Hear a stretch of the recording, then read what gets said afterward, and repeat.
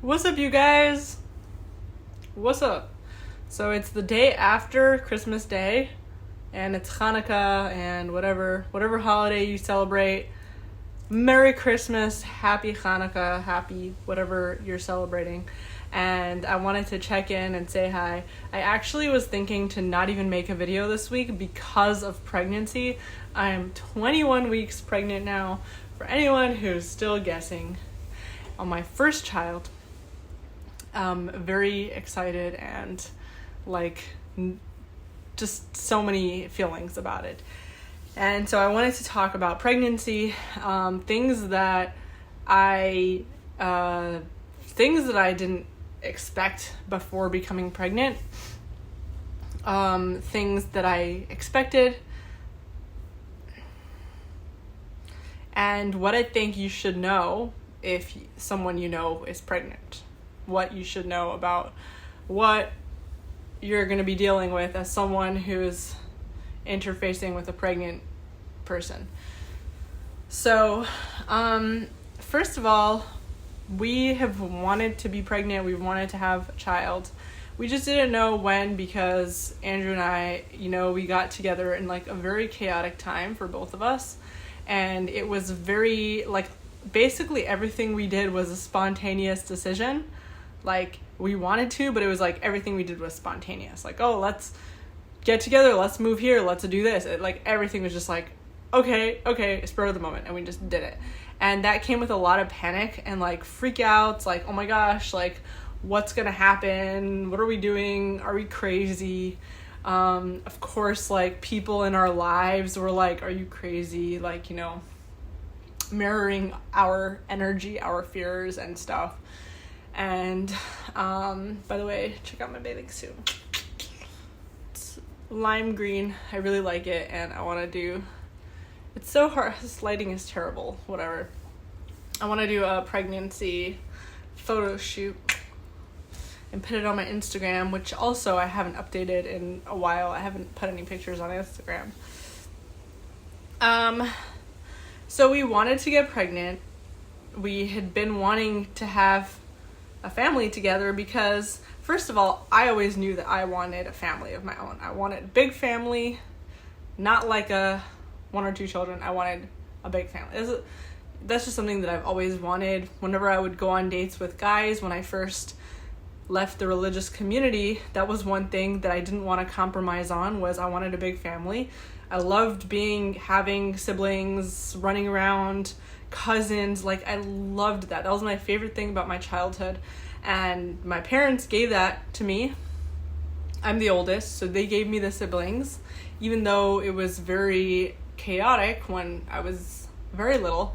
My mom, she just kept having, she's it'll be worth it. I want to keep having children, and it was worth it, and it was very worth it. The chaos subsided, the fears of the beginning of marriage, of getting set up, being financially unstable, those things subsided, and what you're left with is just a family to enjoy. And so it was worth it, and I always knew that I wanted that for myself someday. I didn't want to do it in a financially unstable way. I didn't want to, that was also important to me, was I didn't want my kids to go through what maybe the instability or chaos that I did when I was really little. But I still wanted that. And when I first left the community, the frum community, when I went out in the secular world and started secular dating, I was very naive in the way I approached men. And, I would go on Tinder looking, dating, or I would date guys out in the wild, whatever, when I was in DC. And I would tell them straight from the beginning, I would say, I'm looking for someone that I can have a big family with. I want to have 7 children, and I want them to be, I want to use no birth control. I want to raw dog and have a lot of kids, basically. And, but I didn't say it in a sexy way. I was just yeah, this is what I want. And the guys were just usually what is wrong with you? This is like just a first date type of thing, and you're not supposed to really talk about children or future plans on a first date in the secular world, because it doesn't work like the frum world where you just like say what you want to do. So that was something to get used to, but it was actually really good because ultimately it just weeded out the unserious guys from my life. Like looking back, would I try to be less naive? No, I would just be the way I was, and ultimately, like, you just be how you are, and the world will bring you to the people that it's right to be with. The person that I dated before meeting Andrew, same thing. You know, I told him straight from the beginning what I wanted, and he was very accepting and excited by it, and he was like, "Oh my gosh, like I want to do that too," and he was actually very excited that, and so like you're gonna meet people that like who you are. As long as you just be who you are, you want what you want, don't think about other people. And if that's crazy or not crazy, like there's always going to be somebody that wants what you want.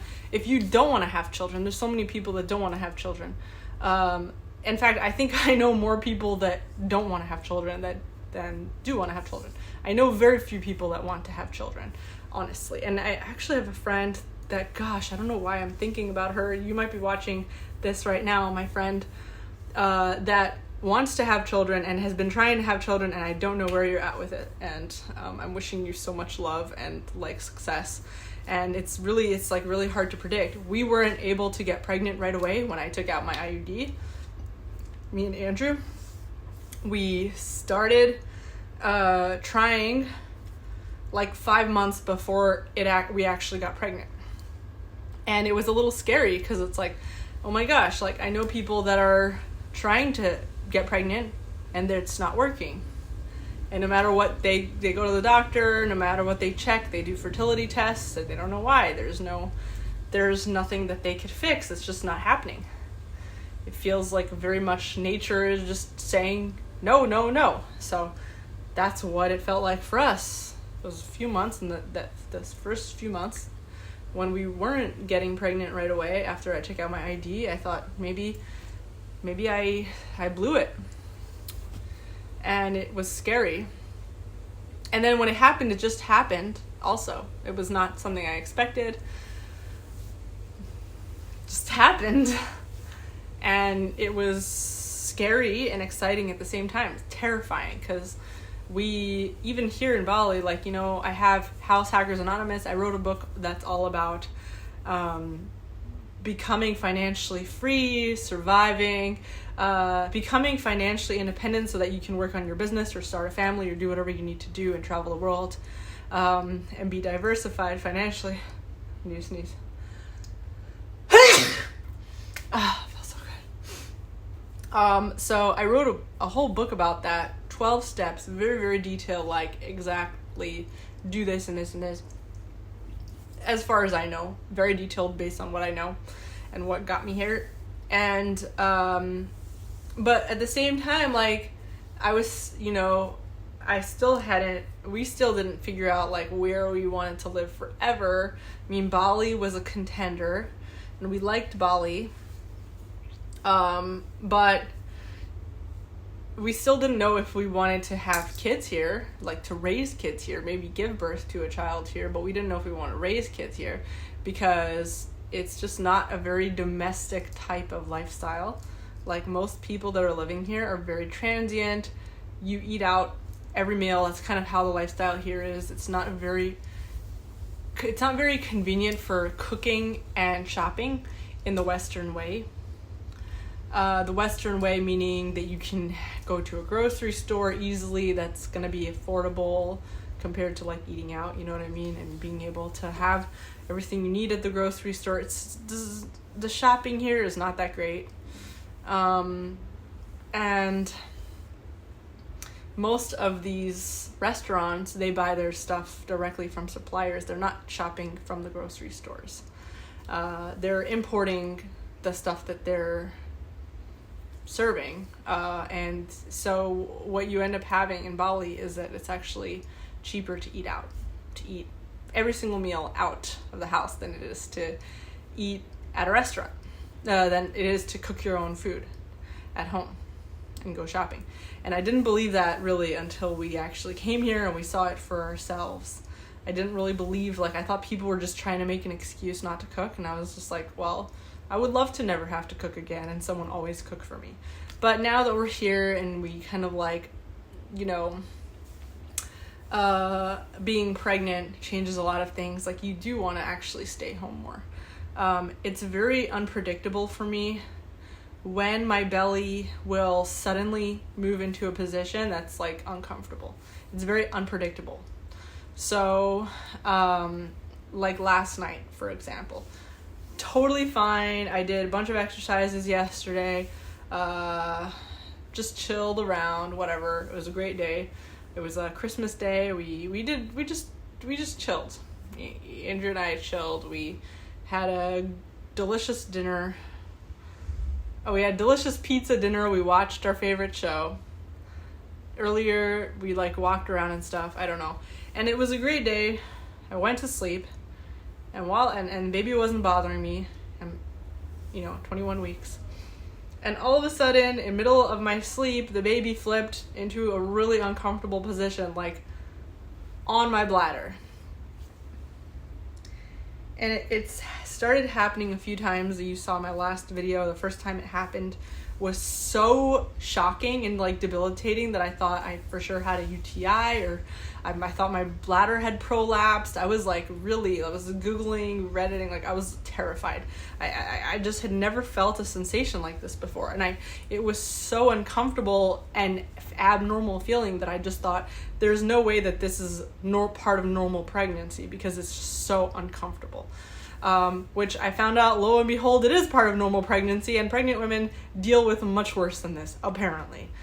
I just don't know how, because it was crazy. But it happened again last night, but the good thing about last night was this time I had done my research and I had already experienced it, so I knew that it wasn't, nothing was wrong with my bladder, and also I didn't have a UTI.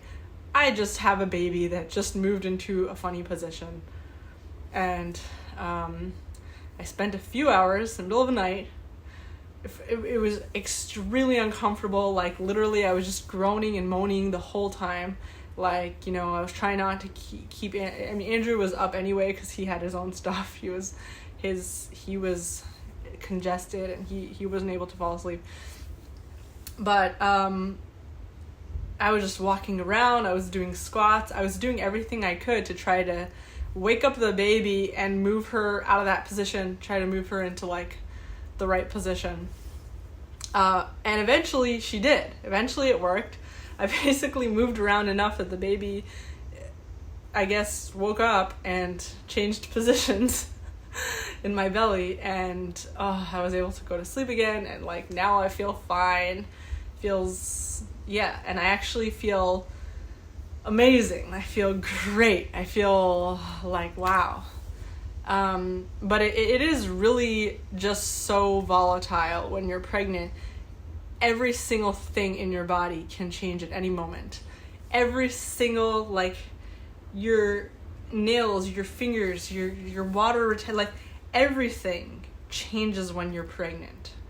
And the number one thing that I would say about pregnancy, and I don't want to say this in a bad way, because the thing is, like, is it good to be pregnant or not good to be pregnant? Like, it really depends on your situation in life. Like, if you're kind of having an excited outlook about life and, like, you have, like, things on the horizon that you're happy about, whatever, and you want to have kids, then it's great. But then there's some people that really don't want to have kids, and if those people got pregnant, I'm sure they would absolutely hate it. If you don't want to have kids anyway, and you just want to enjoy your life by yourself, with your partner or whatever, and you, like, accidentally got pregnant, not on purpose, I could see why people would hate it and be traumatized by it.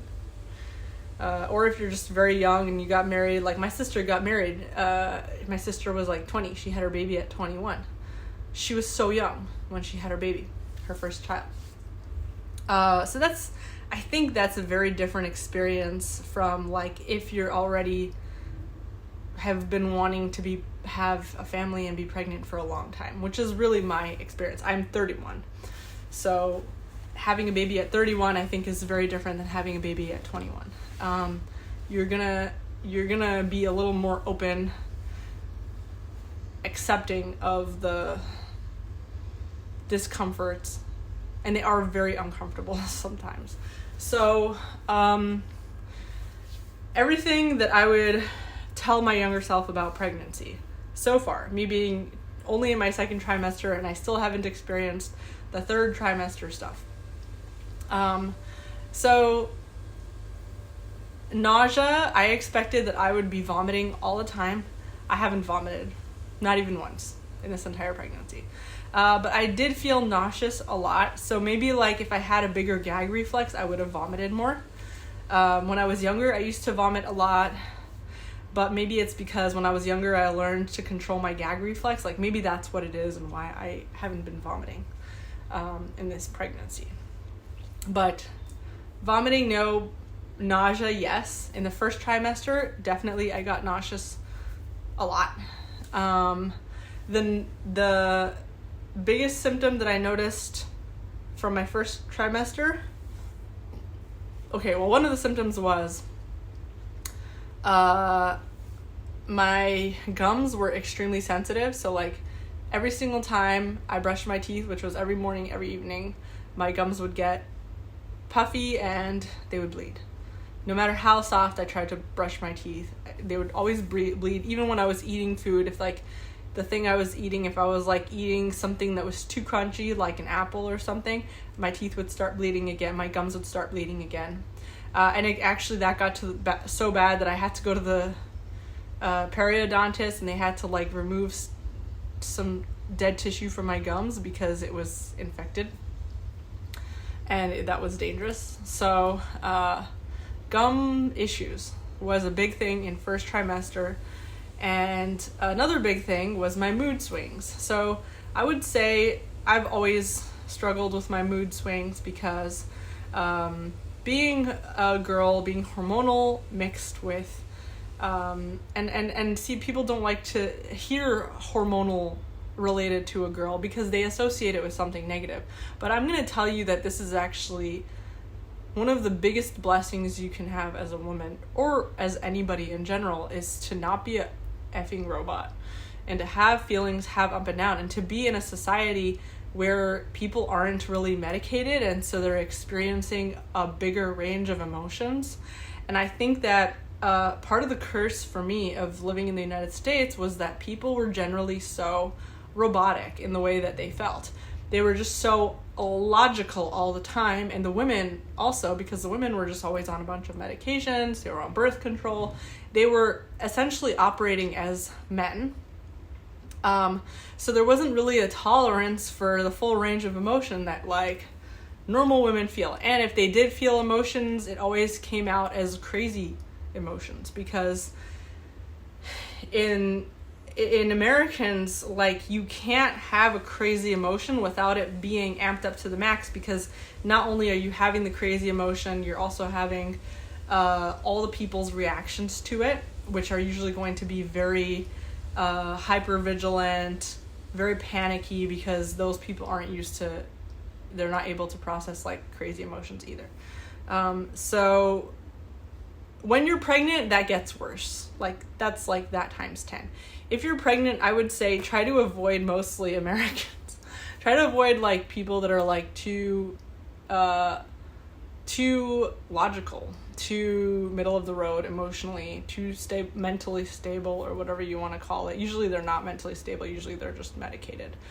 Try to avoid people that are not around I don't know how to say it, but just first of all, try to avoid most people.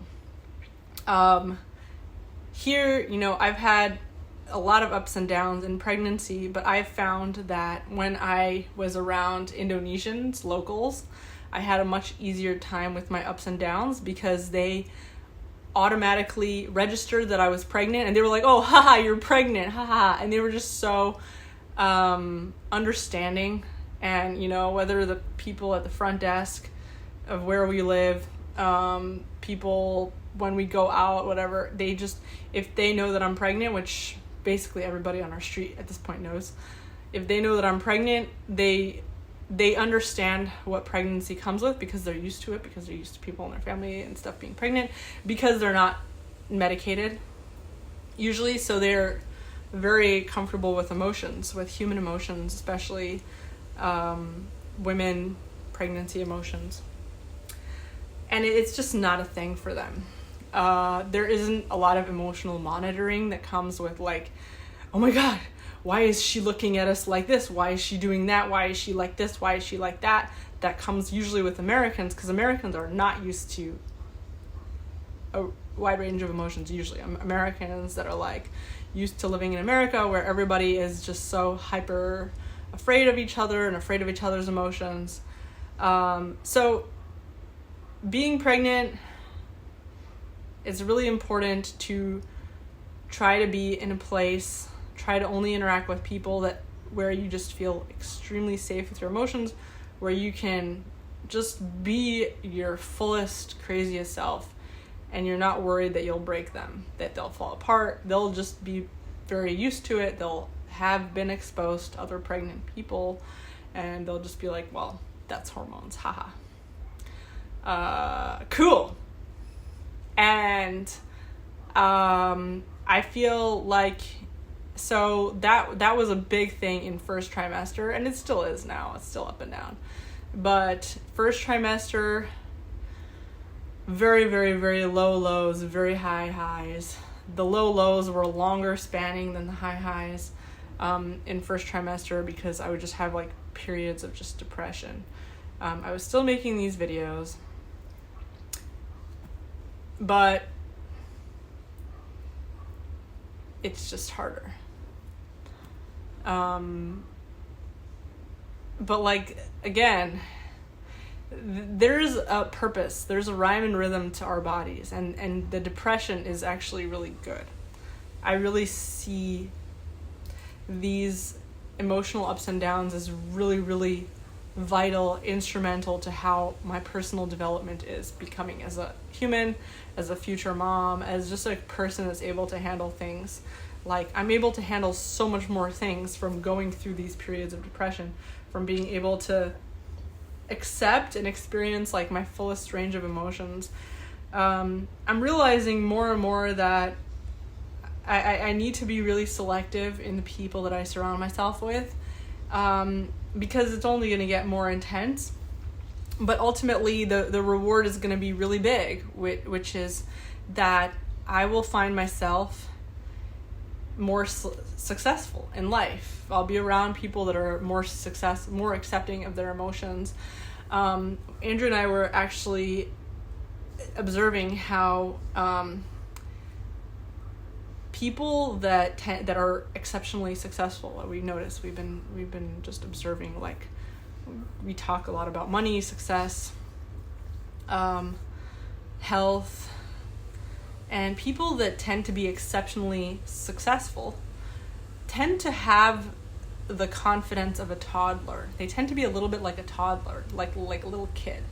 And that confidence is when you haven't learned that the way you think and feel isn't wrong. The way you think and feel is wrong yet. So you haven't learned that anything about the way you think and feel is wrong yet. And so if you hurt your foot, you're going to cry. You're going to be like, ah!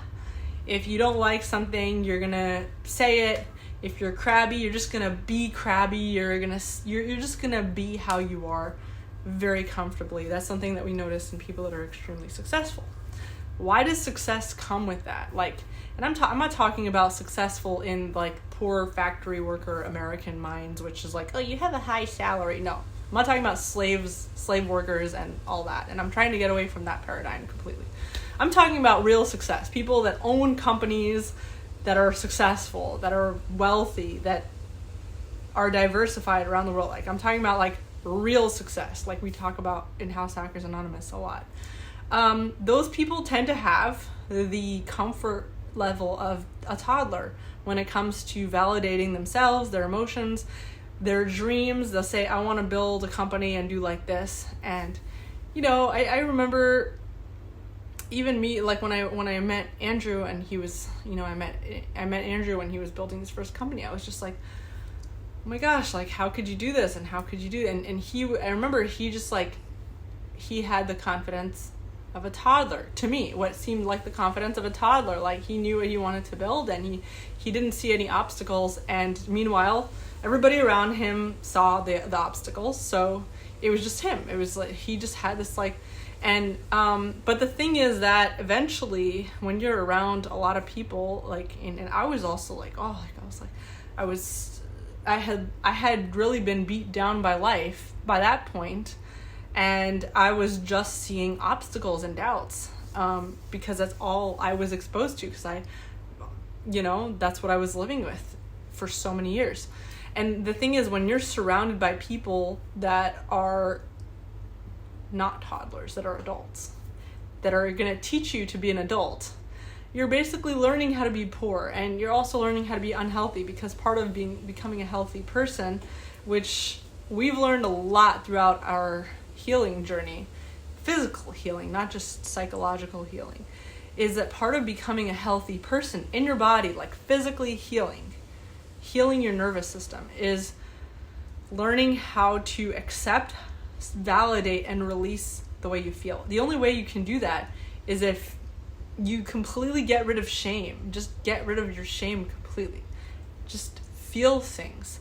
And that's how you stop even feeling crazy, because over time, you'll just be going to the street, oh, I stubbed my toe, and you feel, and there's no resistance to the feeling. The feeling can leave quickly without your body, having to fight to get the feeling out.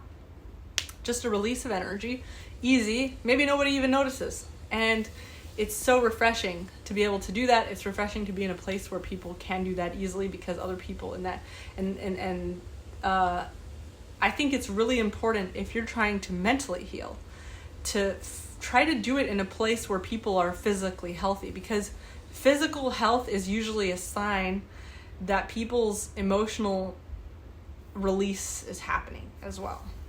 Usually, I mean, it comes hand in hand, like your mind is inside of your body. And so a lot of people come to Bali to become physically healthy, but they come very unhealthy themselves from their backgrounds, from the United States. They come with all kinds of health problems.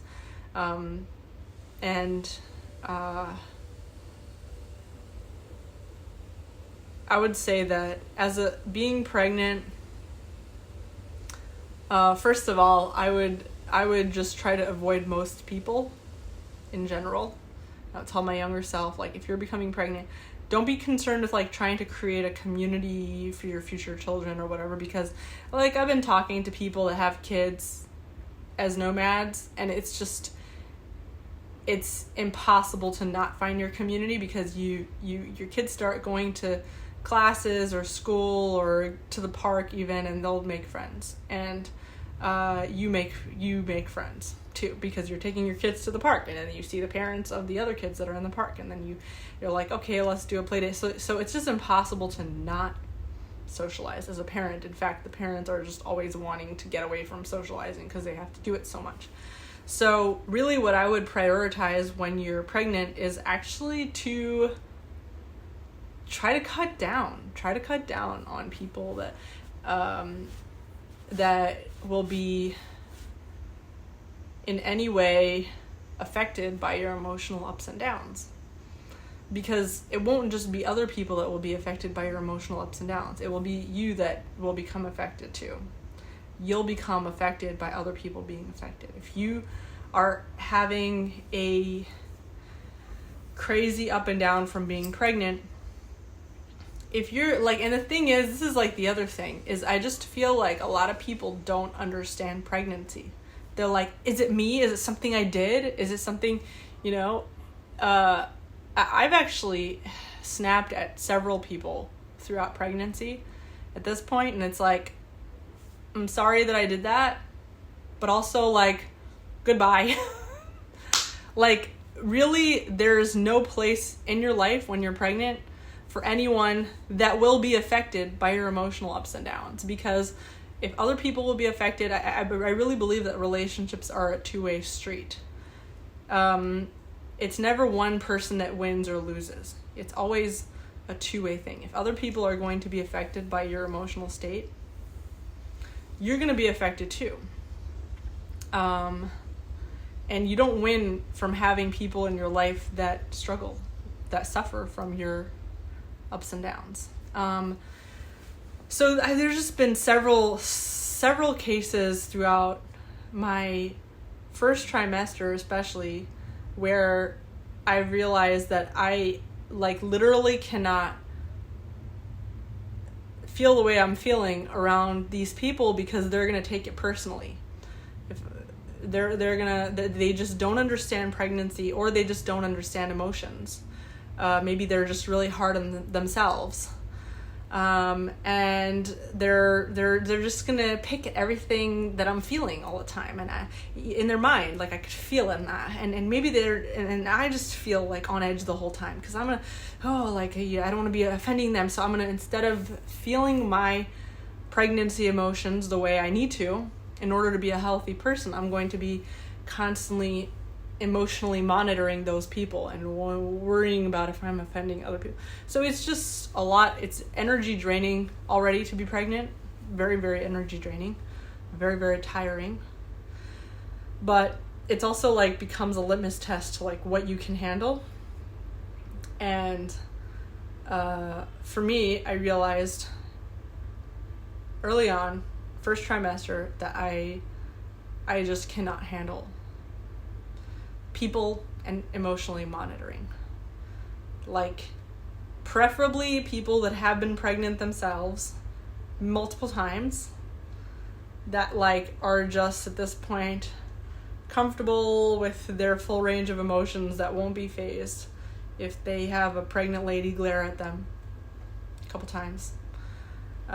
Just don't care. Unmedicated, preferably. I mean, all these things are really important. And, before you go saying, well, Pardes, you were these things too. You were medicated. You were this, you were that. This isn't about judging people. It's about, let me tell you what you need as a pregnant person, even if you're not those things. Especially if you're not those things. Especially if you're emotionally fragile. You aren't going to be helped by being around emotionally fragile people also. If you're emotionally fragile, you don't have sticks to lean on. You need people that are going to be sticks to lean on. If you're feeling weak, you're not going to be helped by surrounding yourself with other weak people just like yourself. You need people that are stronger. That's just life. It's not judging. There's no morality associated with this. This is just reality. The reality is that if you need things to survive that you are lacking within you, you need to find people, places, environments, things that have that thing that you're looking for. It's just common sense. And when you're pregnant, you are extra leaning on the people around you. Energetically, physically. If you don't like leaning on other people's energies in any way, you should maybe not become pregnant. If you don't like, if you don't like that. But I think that there's a lot of beauty in learning these things about yourself. And I think what I notice is and I've said this before on these videos, it's so dark all of a sudden. I've said this before, that I've noticed that women who have had more babies, and usually the women that have had more babies naturally unmedicated, their personalities tend to be very unique. They tend to be very, very unfazed compared to other women. They've had a few children and they've done it naturally. Those women tend to have an edge, the way I see it. They're able to be very powerful. They're able to build businesses more easily. They're able to, they're healthier usually physically, which also translates to mentally. So I'm just noticing that there's a special edge that women have after they had a few kids. and especially if they did it naturally, because when you have kids naturally, like that just comes with that just comes with a lot of pain, feelings, very, very, very intense feelings and pain that I think that most Westerners would be very averse to. I mean, I'm very averse to pain and intense feelings too. But that's kind of part of healing and becoming a healthy person, is learning how to feel through those things and learning how to get yourself to a point where you can be around those feelings constantly. And we have a friend that has struggled with addiction for a long time. And that's what he was saying too, is like he had struggled with addiction to hard drugs, to like all kinds of drugs for many, many years. And it was like to the point where he was just like getting his fix like every like hour or something. Like he was like on the verge of dying. And he became sober, where most of his friends, most of the people that were on his level didn't become sober, but he did. And he said, like, the only way really is you have to just become accustomed to pain.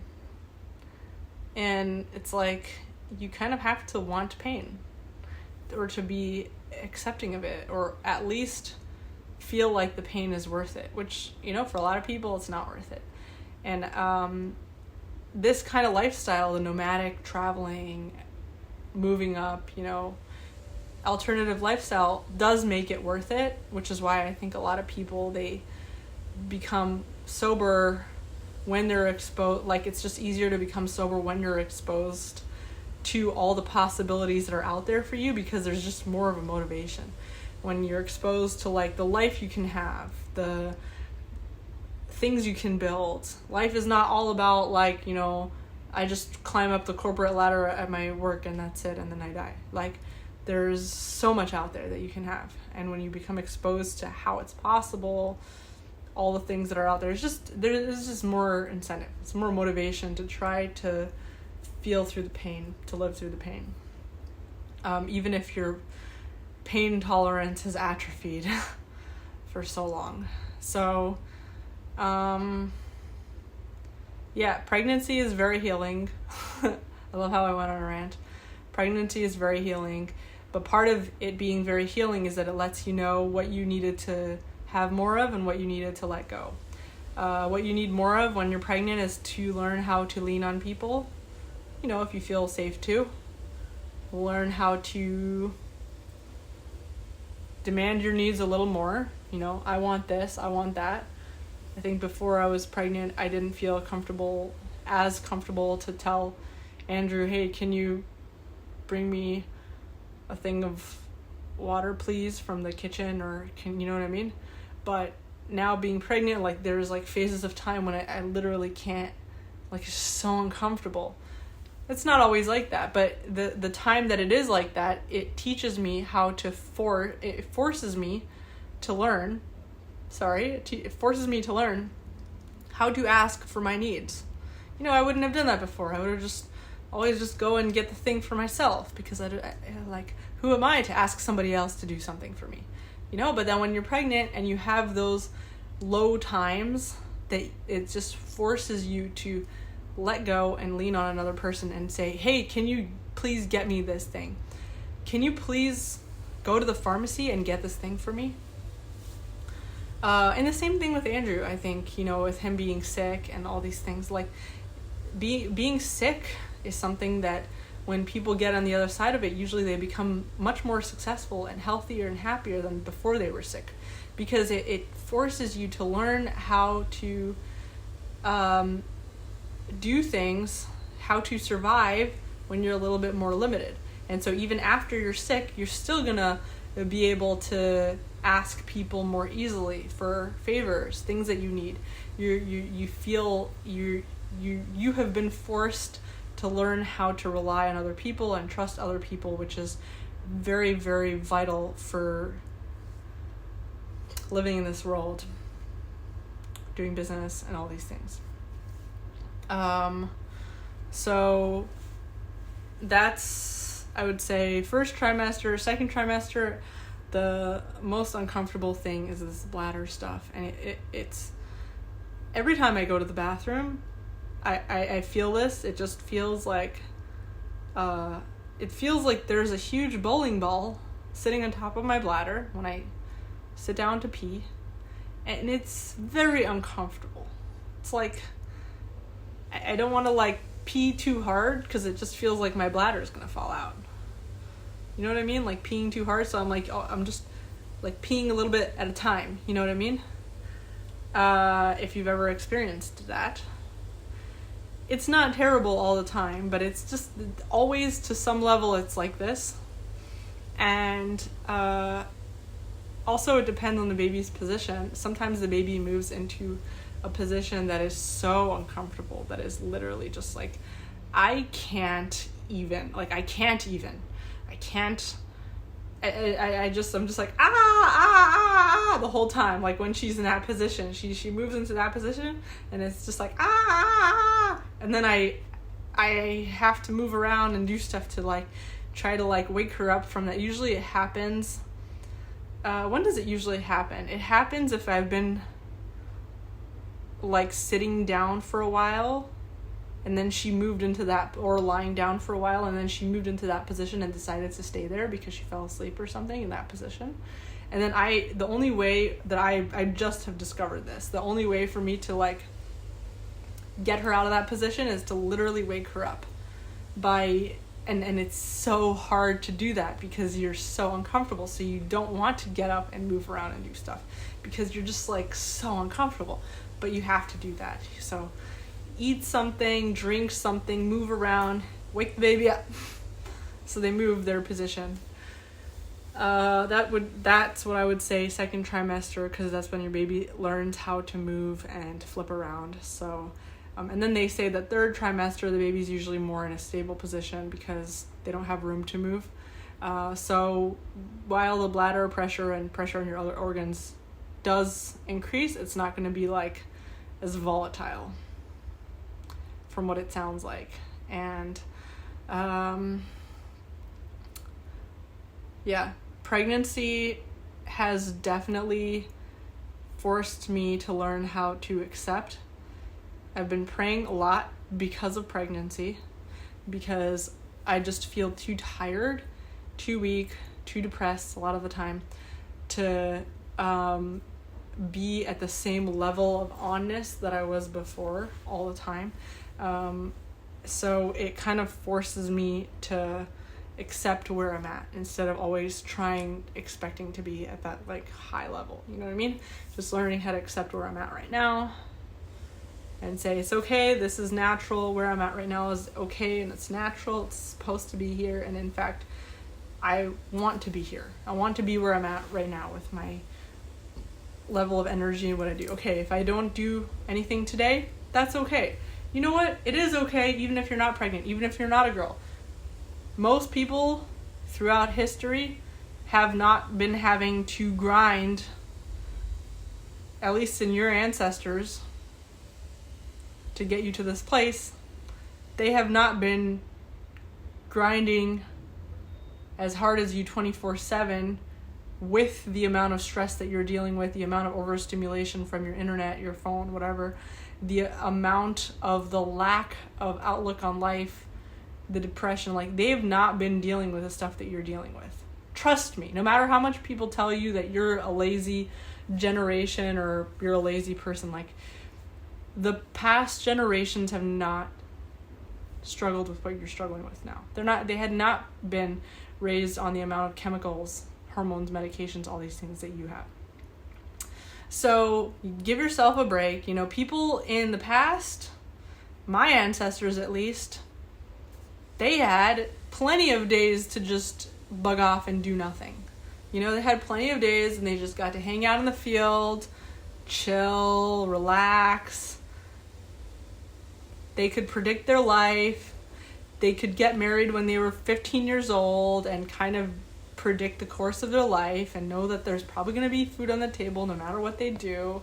They could rely on one person having the babies and one person bringing in home the food. You know what I mean?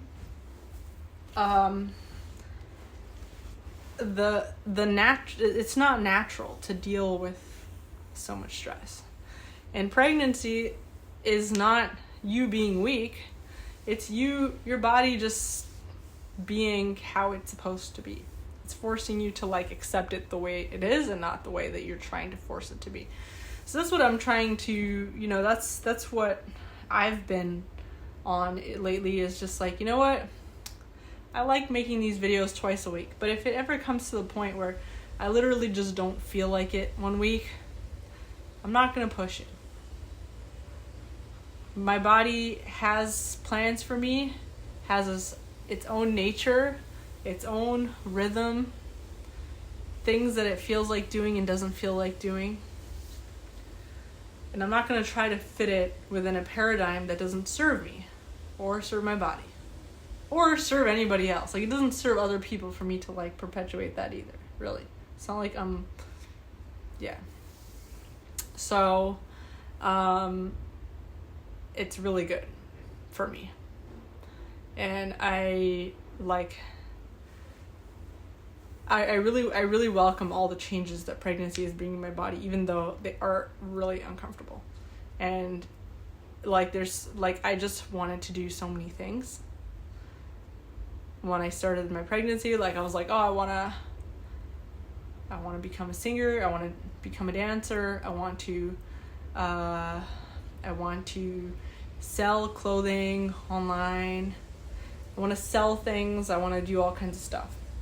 I still want to do all those things, and I think that I'll be able to do it even more because I'm becoming stronger and all these things. But you kind of have to be okay with none of these things going as you planned when you're pregnant. Like, you're just, yeah. And if you are a woman that likes to work and you like working, makes you feel more relaxed and safe, like working in a job or whatever, like, that's awesome. And this is what I've had to tell myself, like, there's absolutely no shame in telling your man, the person who impregnated you, that you need him. And you are literally just, because women have relied on their husbands for centuries, for thousands of years. That's how we even got here to this place. Your ancestors did that. They did, I promise you. But a lot of women, I think now, or at least myself, feel a strong shame. Like, oh my gosh, like, I couldn't ask you. I could never ask you, and so if you want to work and you want to like be as on and as hustly and whatever as you were before you were pregnant, then great. But there's also like absolutely no shame in crying, falling apart, telling the person that impregnated you, telling your man, I literally can't. I don't know what tomorrow's gonna bring, which ache or mood swing tomorrow's gonna bring. How tired, up and down, I don't know. And I don't feel like I can rely on my ability to financially make this work. If we have to move to Nepal because it's cheaper, because that's where it'll be easier for you to make it work, then let's do it. Whatever you want to do. But I literally can't be the driver anymore. There's absolutely no shame in that, and that was really, really hard for me to accept. It was really hard for me to accept that I can't be the driver of my own financial future right now. Maybe in the future, I'm sure in the future I'll be so much stronger because of this experience, but it was really, really hard for me to get over the guilt and the shame, especially coming from American culture with all the influences of you want to be powerful, you want to be the boss and whatever. This is how you be the boss of your destiny is by accepting and realizing when you very, very naturally need the support of another person. And as a woman who's pregnant, if you decided that you need your man, you need to completely rely on your man for everything. Like literally everything. I mean, there's just some times when I can't.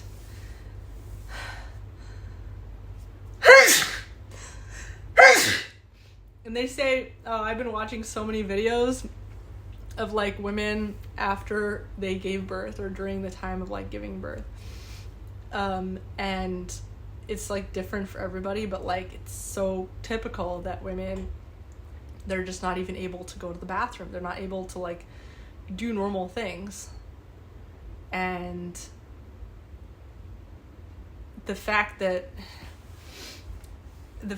it is extremely silly. It's extremely silly to feel ashamed to rely on someone.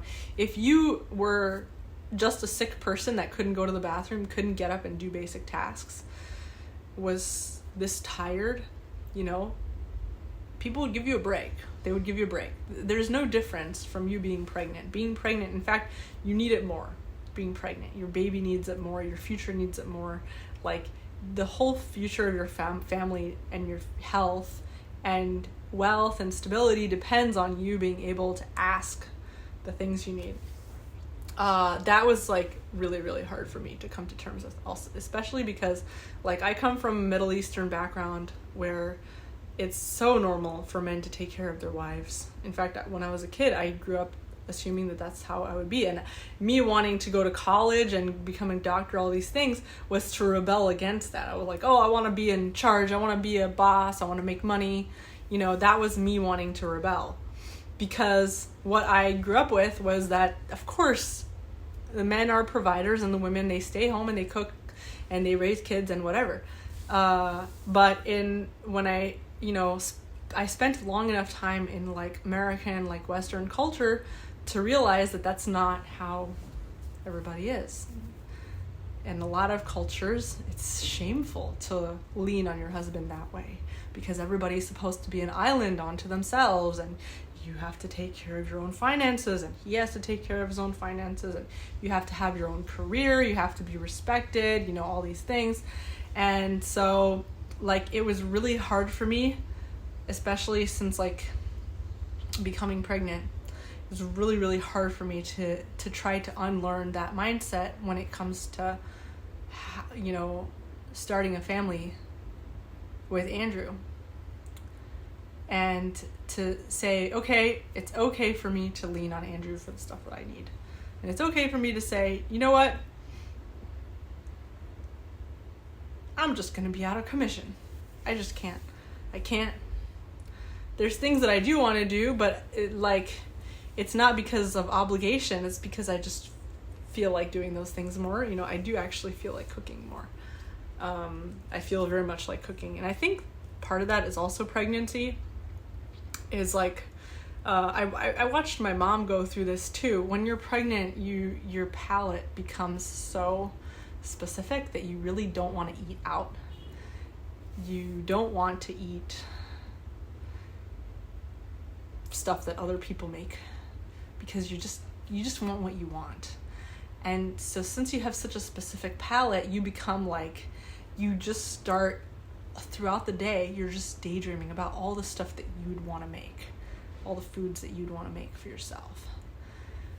And my mom, I watched my mom go through that a lot, is like when your mom or someone in your household is pregnant, all of a sudden you see the coolest new dishes popping up because that person has like an enhanced palate. All of a sudden they're craving all these new things, and or maybe old things. They're just craving all these specific foods. So every day becomes a Michelin restaurant experience, because every day is just, your mom is craving a new thing today and she just wanted to make this new thing, and there's just so much more food in the house, and like it's fun. It's fun it's fun if you're in a house like that.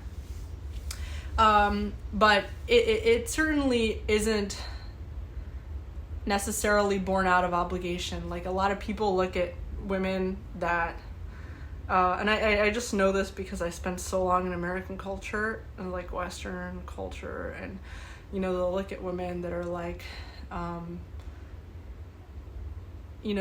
like a housewife, and they'll be like, oh, like poor thing, like she's having to cook all day. There's some women that are like cooking out of obligation, and you can tell because they're just making like, they're just like slapping together like a sandwich or something that they don't care about, whatever. But like, it is a thing that when you're pregnant, you want to make your own food, or at least for me. Maybe it's because we're in Bali and I'm sick of eating out. I'm sick of eating at restaurants. I'm sick of eating food that I didn't make. I don't enjoy it. It doesn't smell good to me. It's not appetizing. I'm constantly daydreaming about the stuff I want to eat. And I'm sure if I told Andrew, like, I don't want to cook, he would be like, cool, I guess we're eating out forever. But this is like the opposite of that, where I'm just like, I literally just want only like my own food that I make. And it's at home, and it doesn't have like all the stuff that other people decide to put it in. And like fried foods, I'm really sensitive to fried foods now. So that's another thing when you're pregnant, is that your palate changes, that the things that you liked before you suddenly won't like, and then you suddenly will like things that you didn't like before. I can't stand fried foods now, which is unfortunate because in Bali, like, people usually don't have ovens, and the food is usually made outdoors. Like, everywhere you go, it's just they make it outdoors usually. And so there's just, they have to grill it usually. There isn't a lot of oven-made foods when you eat out. And it's not everywhere. There's ovens, but it's just like definitely not in the homes. Like, we don't have an oven. The fact that we got a microwave was like a big deal. People just don't have full kitchens here. So everything is fried, on the stovetop. I'm just so sick of it. I can't stand fried foods. I can't stand... In the first trimester, I couldn't stand anything that was spicy or sour. Like, it actually made me want to vomit. Anything that smelled too fishy, like there's a fish restaurant near us, that made me really, really nauseous just to even smell it. And the thing is, your sense of smell is heightened, so you're able to smell it from like blocks away. But yeah, what else? Your skin becomes, so sometimes people talk about a pregnancy glow. I think what they're talking about is the fact that your skin becomes so much softer and more sensitive when you're pregnant because it's retaining water. So, like, it just, I don't know if I have it, but I think maybe I do. Like, it just, you maybe look more girly or whatever because, like, you have more water being retained in your skin, softer. If you feel my skin, like if I sit on top of a pattern on my legs, then I get up and the pattern is still on my legs because I've been retaining water.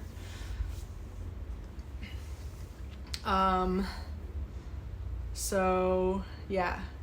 Another thing I didn't expect is, like, I'm able to do full exercises just like I always have as pregnant, which I think I'm able to do full exercises. I just shouldn't be jumping, which is like, I really regretted doing that a couple weeks ago or last week. I don't remember. So just don't jump. Don't like lift heavy weights, but you can still lift weights. You can still lift some weights, but just don't lift too heavy weights. Just like experiment around to see like what's too much for you. But honestly, like most things you can do, you just get tired faster, but you can still do everything. You should like work out and try to be, especially in pregnancy, you should try to be really active. I think people are like less active in pregnancy because they're scared into like, oh no, don't injure the baby, but it's actually really important to like be active.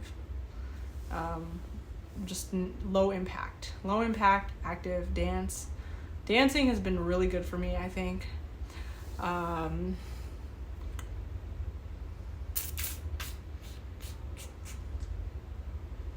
So yeah, that's all pregnancy stuff that I can think of. Maybe I should do my nails now because I haven't done my nails in forever.